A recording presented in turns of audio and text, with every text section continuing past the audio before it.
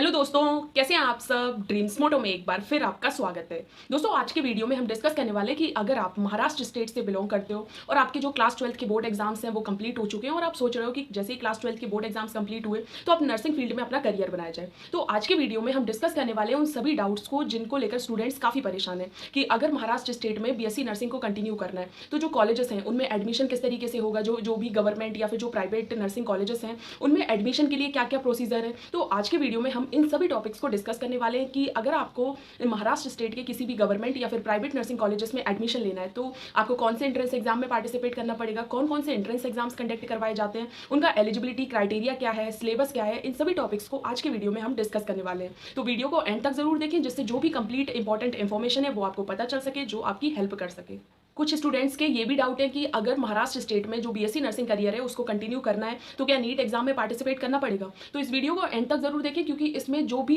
Admission procedure से related जो भी एग्जाम्स हैं, जो भी इंपॉर्टेंट टॉपिक्स हैं उनको डिस्कस किया गया है। तो एंड तक अगर आप देखते हो तो आपके जो भी डाउट्स वगैरह हैं बीएससी नर्सिंग करियर को लेकर कि महाराष्ट्र स्टेट में बीएससी नर्सिंग करियर को किस तरीके से स्टार्ट करें, तो आपके वो सभी डाउट्स जो है वो क्लियर हो जाएंगे। जैसे बहुत से स्टूडेंट्स के ये डाउट थे कि मैम हम महाराष्ट्र स्टेट से बिलोंग करते हैं, अब हमें बीएससी नर्सिंग करियर को स्टार्ट करना है तो हमें कौन से एंट्रेंस एग्जाम में पार्टिसिपेट करना पड़ेगा जिससे हम जो भी महाराष्ट्र स्टेट के गवर्नमेंट और प्राइवेट नर्सिंग कॉलेजेस हैं उनमें हम एडमिशन ले सकते हैं। तो मैं आपको बता दूं कि अगर आपके जो भी, या तो अभी आप क्लास 12 में हो या फिर आपकी जो क्लास 12 के जो बोर्ड एग्जाम्स हैं वो कंप्लीट हो चुके हैं और अब आप सोच रहे हो कि नर्सिंग फील्ड में अपना करियर बनाया जाए, तो जैसे अगर आपको पूरे महाराष्ट्र स्टेट में अगर आपको किसी भी गवर्नमेंट या फिर जो प्राइवेट नर्सिंग कॉलेजेस हैं उनमें अगर आपको एडमिशन चाहिए तो आपको सबसे पहले एक ही एंट्रेंस एग्जाम में पार्टिसिपेट करना पड़ेगा।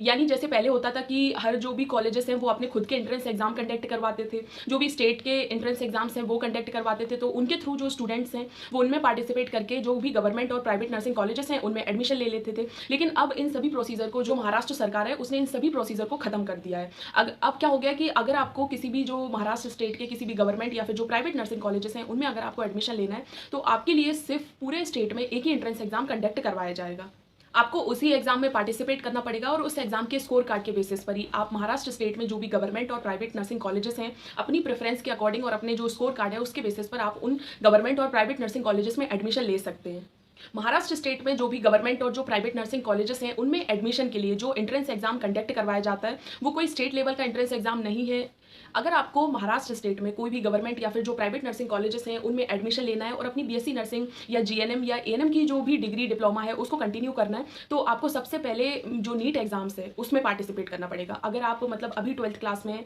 तो आपको जो 2024 में होने वाला जो नीट एग्जाम है उसमें पार्टिसिपेट करना पड़ेगा। फिर वहाँ से आप जो भी गवर्नमेंट और प्राइवेट जो भी नर्सिंग कॉलेजेस हैं उनमें एप्लीकेशन के थ्रू जो स्कोर कार्ड है उसके थ्रू आप वहाँ पर अपना एडमिशन ले सकते हो। तो जैसे पहले होता था कि महाराष्ट्र स्टेट में जो महाराष्ट्र स्टेट यूनिवर्सिटी है उसके थ्रू एक एंट्रेंस एग्जाम कंडक्ट करवाया जाता था, लेकिन इस साल से क्या है कि जो एंट्रेंस एग्जाम कंडक्ट करवाया जाता है उसको रिमूव कर दिया गया है। अब जिस किसी को भी जो आने वाली अपकमिंग ईयर्स हैं या फिर 2023 में किसी को भी अगर बीएससी नर्सिंग कॉलेजेस जो गवर्नमेंट और प्राइवेट महाराष्ट्र स्टेट में हैं उनमें अगर आपको एडमिशन लेना है और अपने बीएससी नर्सिंग को डिग्री को कंटिन्यू करना है तो आपको मेनली वहाँ पर जो एंट्रेंस जो भी नीट एग्जाम कंडक्ट करवाया जाता है सिर्फ उसी में पार्टिसिपेट करना पड़ेगा और नीट एग्जाम का जो स्कोर कार्ड है उसी के बेसिस पर आपको जो भी गवर्नमेंट और जो प्राइवेट नर्सिंग कॉलेजेस हैं उनमें आपको एडमिशन मिलेगा।